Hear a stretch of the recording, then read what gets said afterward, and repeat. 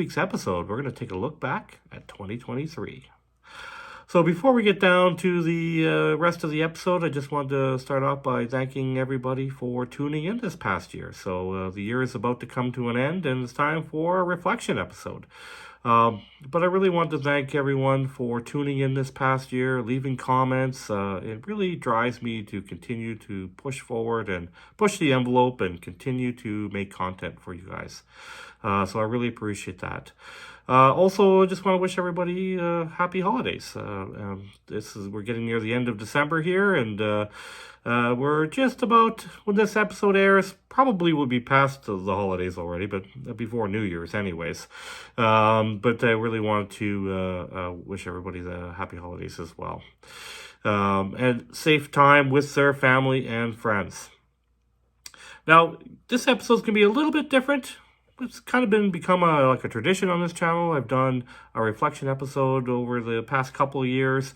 And really, I just kind of looked at the top 5 projects I had this past year. And this year, there's a little bit different. A lot more happened. I was able to go on the road this year. So I'm kind of split it up into a few different ways. We're going to look at... I made some kind of montages of different key moments throughout the year. So the first one will be Raise the Black. So I kind of talked about it in 2022. Raise the Black, if you're unsure what that is the new expansion for Blood and Plunder. And it came out, I bought into the Kickstarter, and it came out early this year.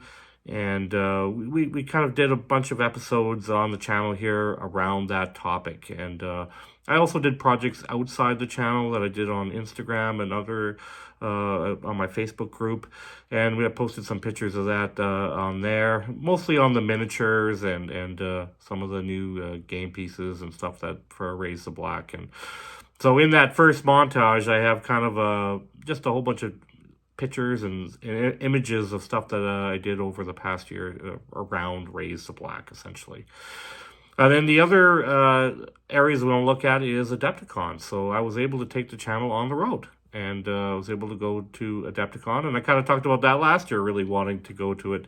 And it actually finally happened this year. And it was an amazing time. And I want to spend some time talking about that as well. And then moving on to... just overall projects that I completed throughout the entire year. So I have another video for that, showing you all the different projects I did. And then I'll kind of give you my top 3. And then we'll look forward to what's coming next at the Plunder Den.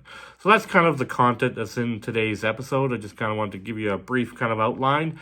And we'll start with Raise the Black. So, at the beginning of the year, it came out. I got the one of the box sets over here. So this is the 2-player starter set. I can barely get it in the camera there. There we go. And, to me, I think it's a game changer, mainly because you can get everything in one box to play Blood and Plunder. Now, Blood and Plunder is a skirmish-style game for the tabletop. So normally, you'd have to collect several pieces, and it might take some time to get all the game assembled. But in that box, you have 2 players worth of ships and crews. So it really, you open the box up and you can play it. Now, of course, you're going to have to glue some of the miniatures together and assemble them. But other than that, everything is in there to play the game. You got all the tokens, you got the instruction manual. We kind of covered this on the channel already. So that was really kind of an important set. But they also released other things. There was a new instruction manual. There's new character cards. There was the new legendary commanders.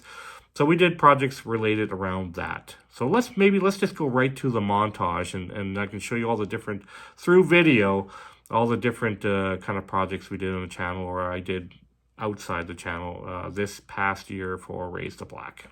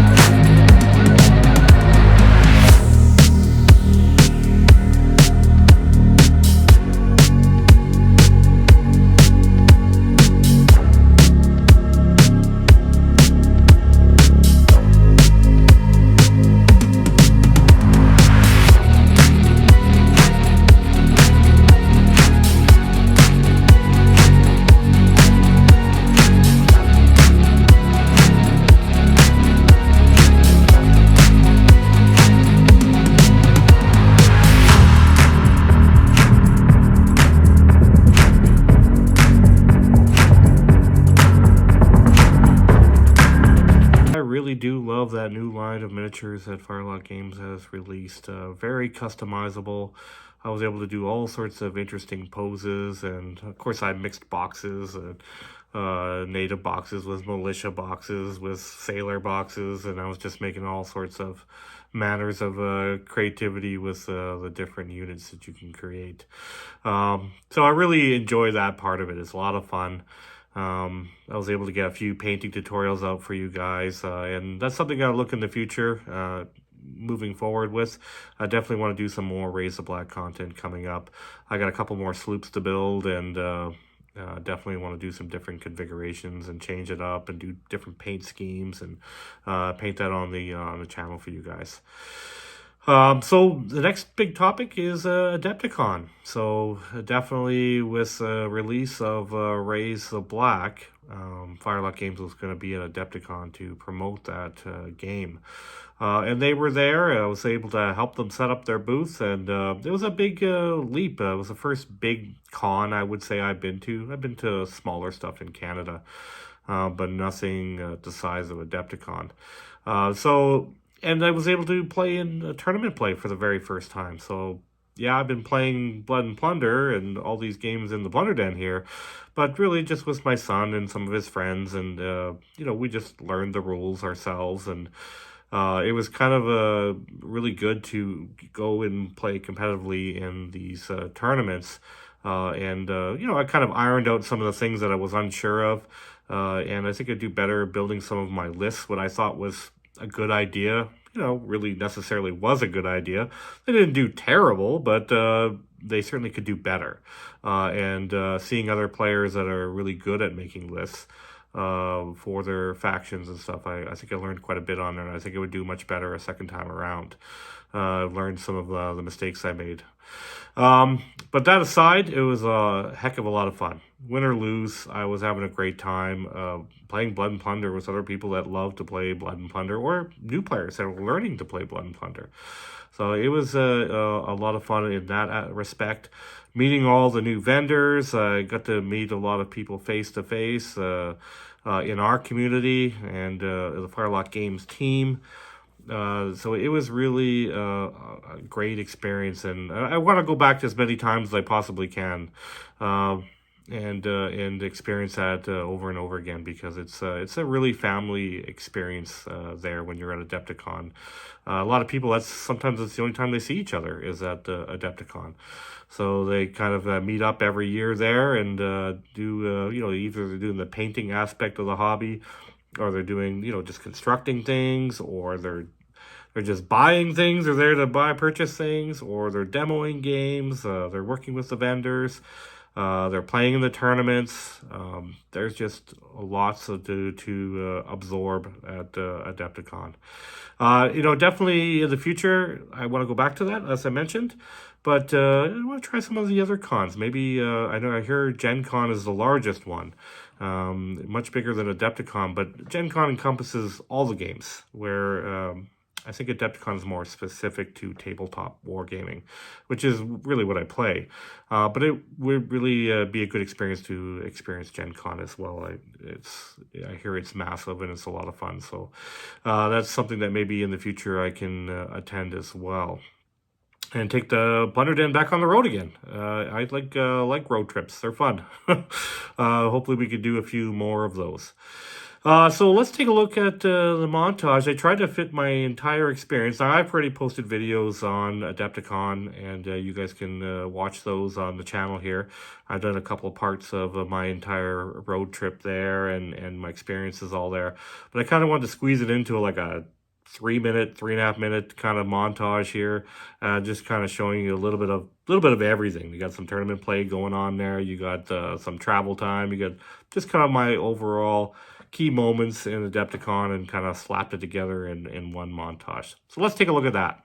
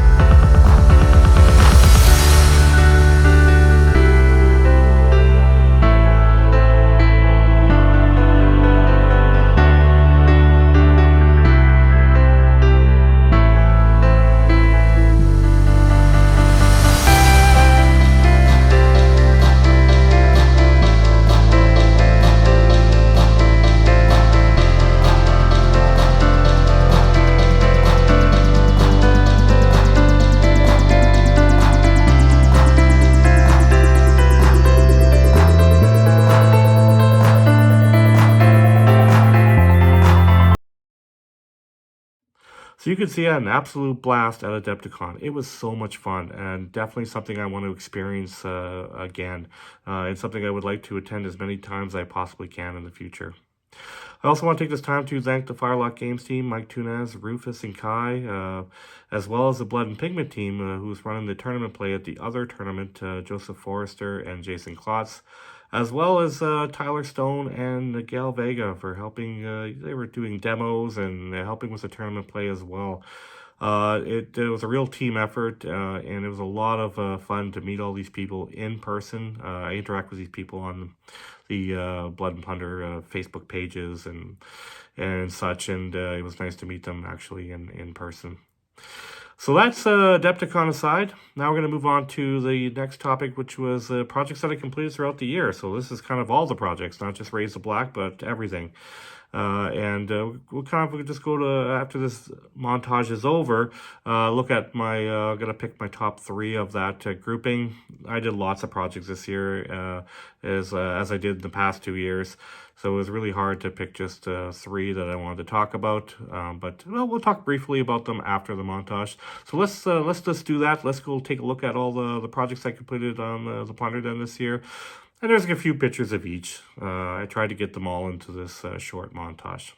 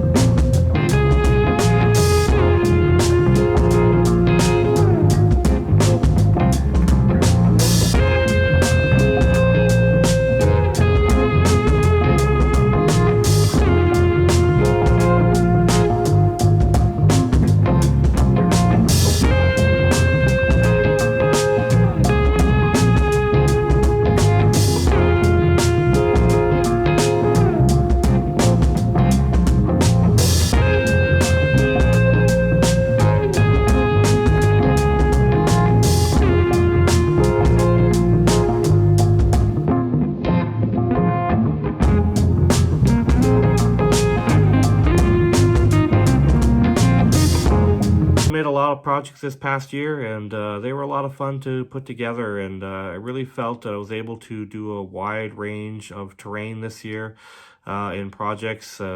around Raise the Black, but also going into World War I and Victorian era, and stuff that's interchangeable in all of those. We finally got into some Blood and Crowns, going into medieval stuff, which is going to be something that we're going to continue on in the future. So actually all these games will be interconnected. But definitely the train I build on the channel can be used for all sorts of games. You can use this for Dungeons and Dragons, Warhammer, Bolt Action, you name it. You can use these terrain pieces in there. So I'm trying to, help a broad range of people as best as I can. Try to offer something to the community to help out somebody. If this helps one person, that's happy with me. I'm happy with that result. But I can only pick 3 projects, even though I've kind of set that goal myself. I could pick more, but I think 3 is an adequate number. Just kind of things that I thought were really important that I built this year. And I think one of the very first things I want to talk about is the nesting houses. So the whole reason I built these nesting houses was actually for AdeptiCon. I needed to get some terrain to AdeptiCon and not take up so much space in my luggage. I'm coming from Canada, and I really don't have room to bring all into these individual buildings. So these actually, they support each other by interlocking into each other, right? So, if you've seen this on the channel, you probably already know about it, but there's actually 4 buildings in here. They all just fit into each other. And it was easy to store this into my luggage and bring it along to AdeptiCon. So that definitely was a project that I really enjoyed building and was really helpful. And it actually worked out really well for what I was building it for. Now, when I was actually out at AdeptiCon, I was talking to Rufus about this project.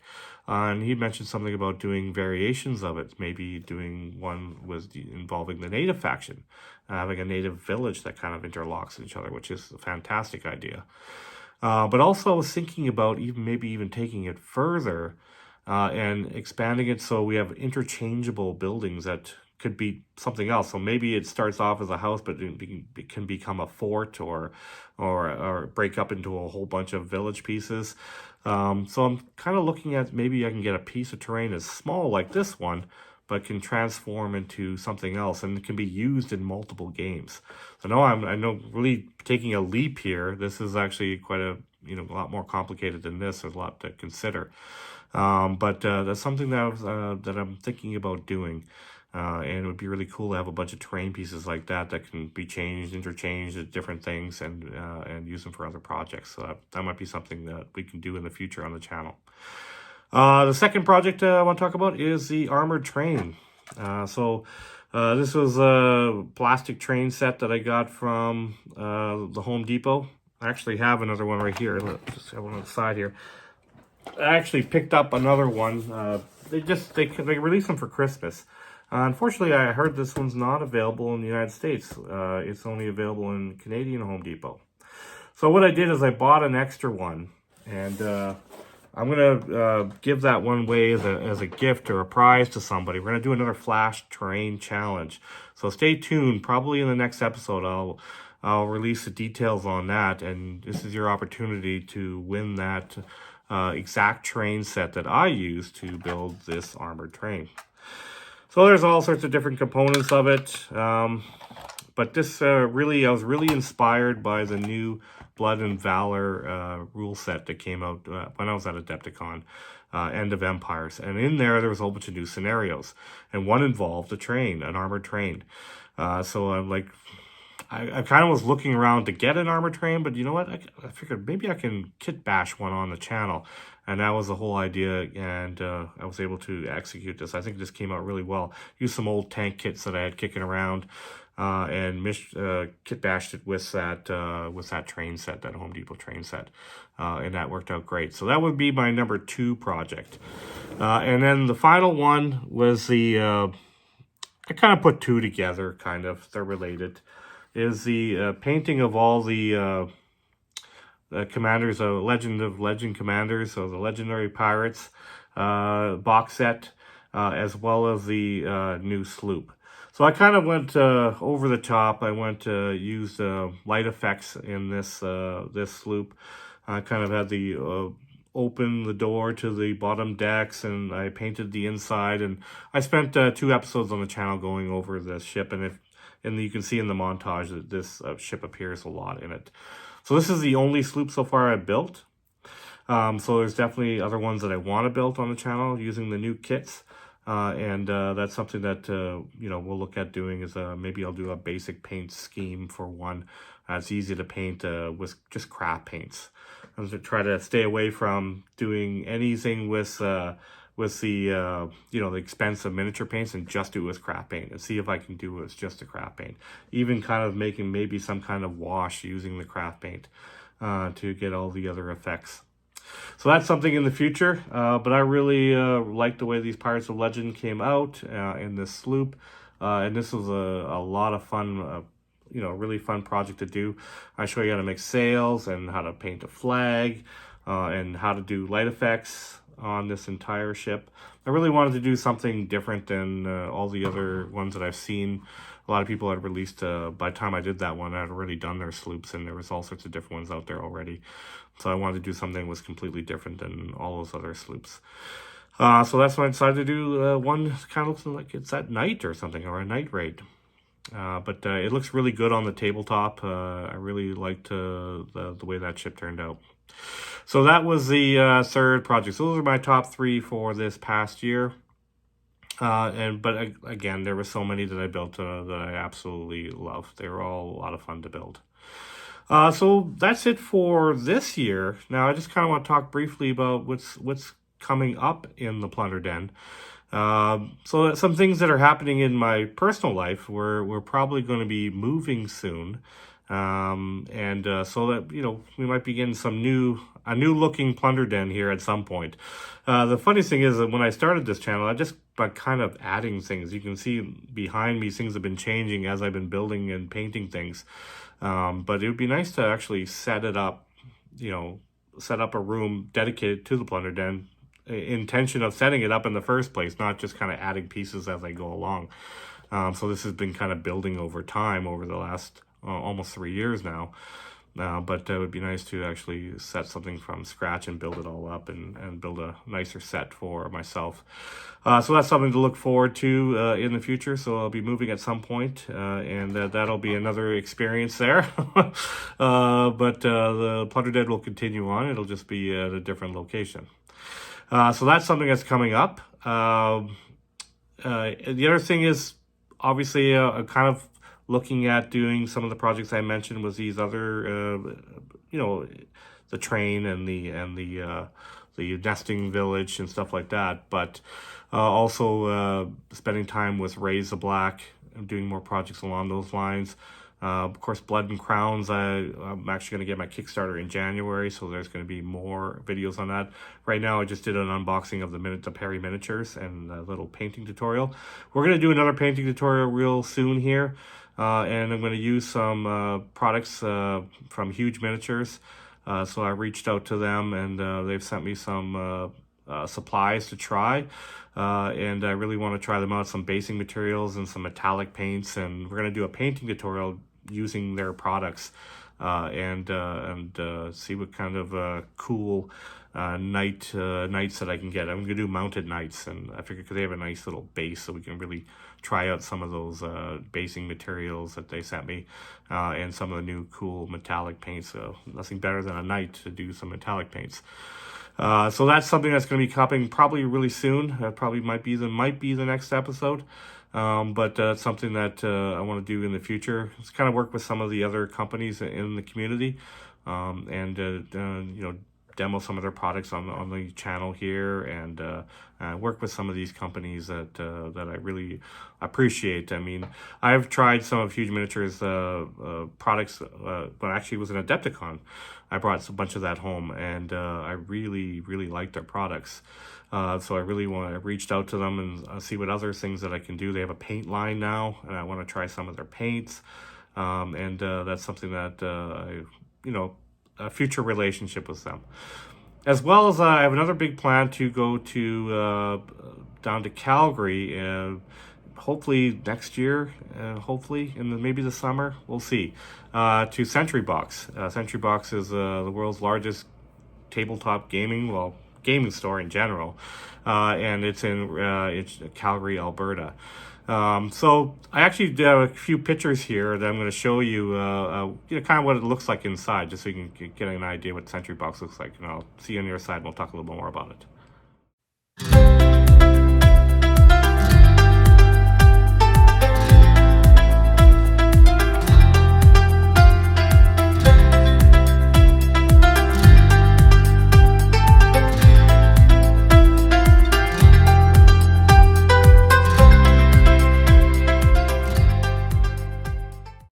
So you can see that's an absolutely cool store.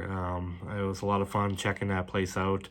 I'd love to do some kind of video down there, kind of talking about with them about doing some demos. So they seem open to letting me do some Blood and Plunder demoing down there. They do carry Blood and Plunder products in that store, so that kind of works out great. And to kind of build a relationship with Century Box and spend some time down there, I think it's a good place to promote Blood and Plunder. It's a good road trip that I can do in the province I live in, so I don't have to go very far to get that. Unlike AdeptiCon, which is another country, but Century Box is just south of me, so spend some time down there and do some projects with them, which would be really cool. Some other things I want to look at. Firelock Games is coming out. Actually just got some in the mail. These are some of their new, kind of like a resin or 3D printed kind of miniatures that they're going to be carrying now. They're going to be replacing their metal miniatures, but they'll still be selling, they'll still have metal miniatures available. But they're kind of moving into this, it's a more cost-effective material. You can get really good details with it for miniatures.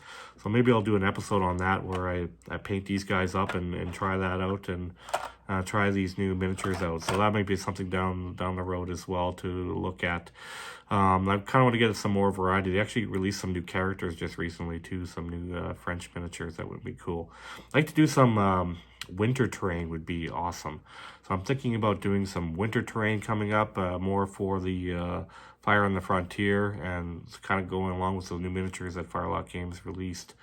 There's some other big stuff that I can't talk about that coming in the future that I'll be releasing. Working on some projects with some big companies there, and that could be interesting.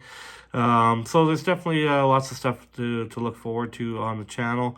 Of course, I'll be doing Blood and Plunder, definitely expanding on the Blood and Valor, more scenarios, building terrain for the other scenarios that are in the new End of Empires, more Blood and Crowns, of course, I mentioned already, and the Victorian era Blood and Steel. I was really proud that I finished the entire Zulu and Anglo army, and I was able to do that. I finally actually play the game on the tabletop. I want to expand on that and maybe pick up one of the other armies that are in there. I'm talking about the Spanish-American War, maybe something like that. So there's something for everything in there. And of course, generic terrain. There'll be lots of generic terrain projects that I plan on building on the channel. Last year I still haven't built that governor's mansion and the tavern. There's still projects that are on the back burner that I would really like to get done. But we can only get so many projects done, right? But I really felt like I accomplished quite a bit this year, and a really enjoyable year, and I look forward to 2024 and all the new stuff I'm going to be building in there. So that's pretty much it. Again, I want to take the time to thank all of you for tuning into this channel. I really appreciate it.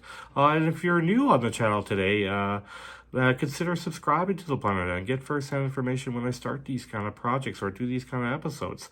And I would really appreciate it. Leave a comment. Let me know what you want to see coming up on the Plunder Den. Leave it in the comments below. All right, everyone.